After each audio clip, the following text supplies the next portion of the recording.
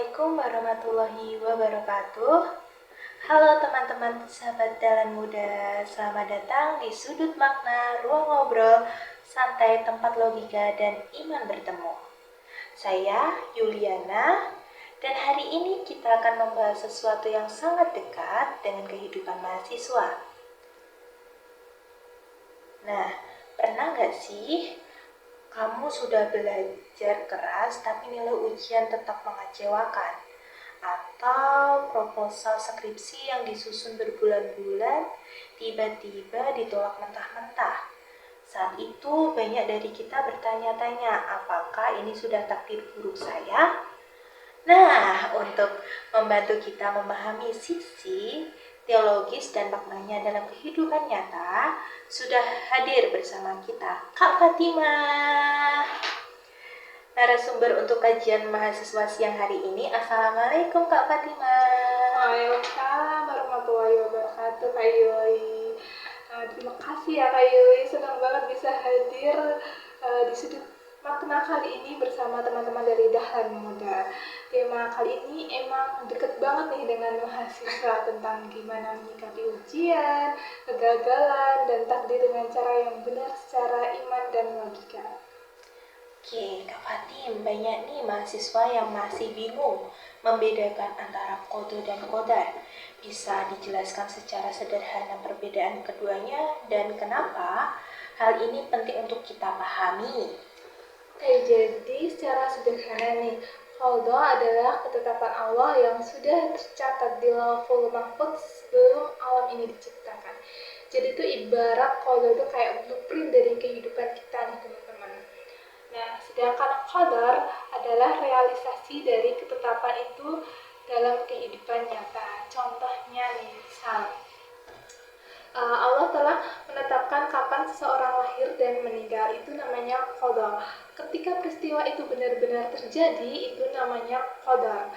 Kenapa ini penting? Karena iman kepada takdir termasuk rukun iman yang keenam. Allah pernah berfirman dalam Quran surat Al-Hadid ayat 22 yang artinya, tiada suatu bencana pun yang menimpa di bumi dan tidak pula pada dirimu sendiri, melainkan tertulis dalam kitab Lauhul Mahfuz. Sebelum kami menciptakan, sesungguhnya yang demikian itu mudah bagi Allah SWT. Jadi takdir itu bukan sekedar jalan hidup yang sudah jadi gitu Kak Yuli, tapi juga bagian dari pengetahuan dan kebijaksanaan Allah dalam menyelimuti segalanya. Oke, kalau begitu Kak, apakah usaha manusia tetap punya arti kalau semua sudah ditetapkan Kak? Nah, disinilah banyak orang keliru nih teman-teman.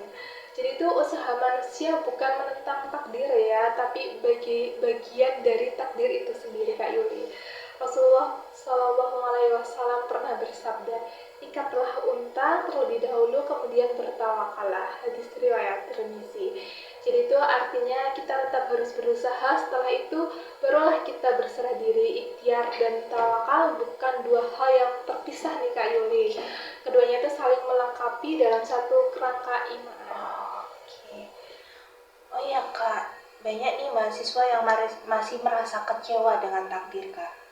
Nah, misalnya gagal beasiswa, ditolak magang, atau bahkan burnout karena kuliahnya. Dari pandangan Islam itu sendiri, bagaimana kita harus melihat situasi seperti ini, Kak? Oke, jadi pertama tuh merasa sedih dan kecewa itu manusiawi ya teman-teman. Tapi dalam pandangan iman tidak ada takdir yang benar-benar buruk. Pernah merasa sedih atau kecewa? Pernah Kak, pasti pernah gitu. Sebenarnya juga pasti pernah ya ngalamin, entah dikecewain pacar atau apa.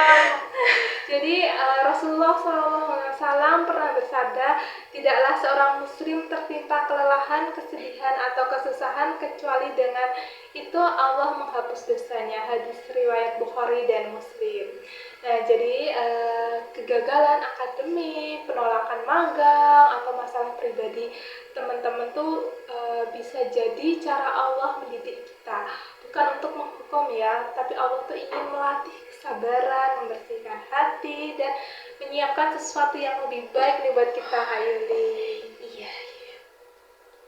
Nah, tapi tuh kadang cobaan datang bertubi-tubi Kak, hingga muncul pikiran mungkin saya memang ditakdirkan untuk gagal. Nah, itu sebenarnya itu adalah bentuk fatalisme dan itu tuh dilarang dalam agama Islam tuh.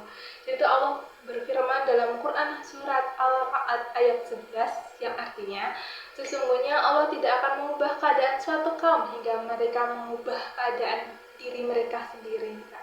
Jadi artinya tuh perubahan butuh sebuah tindakan.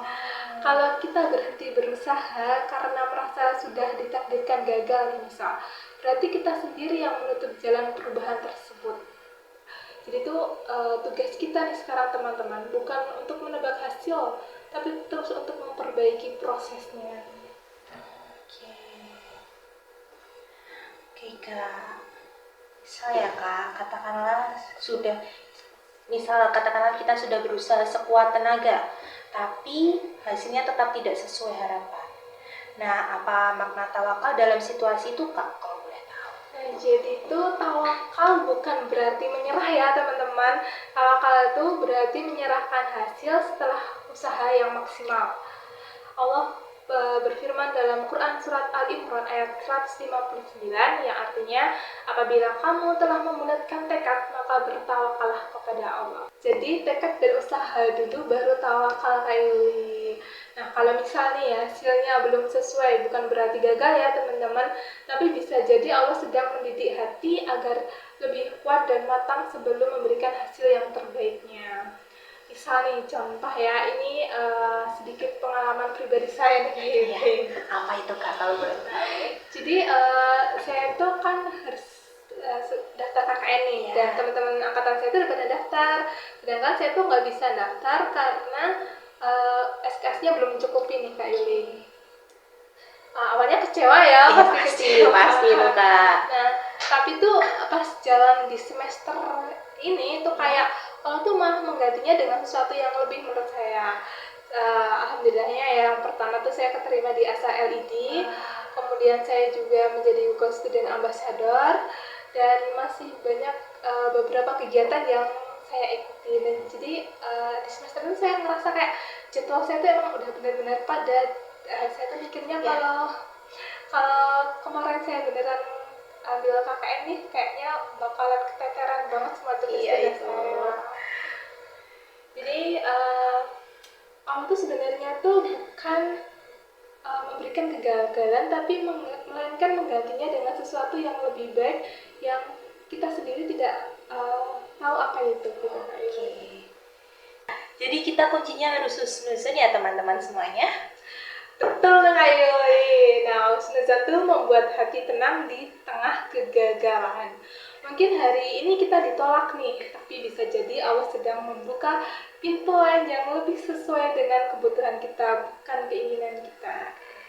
Masya Allah, dari perbincangan hari ini kita belajar bahwa qadar adalah rancangan Allah dan qadar adalah pelaksanaannya. Ikhtiar adalah tanggung jawab manusia dan tawakal adalah bentuk keikhlasan setelah berusaha. Tidak ada takdir yang buruk, hanyalah hikmah yang belum kita pahami. Betul nih Kak Yuli. Nah, jadi teman-teman, Allah tidak menilai hasilnya, tetapi niat dan kesungguhan kita. Selama kita terus berusaha dan tidak menyerah, insya Allah setiap langkah punya nilai di sisinya. Oke, terima kasih banyak Kak Fatima atas penjelasan dan inspirasinya hari ini.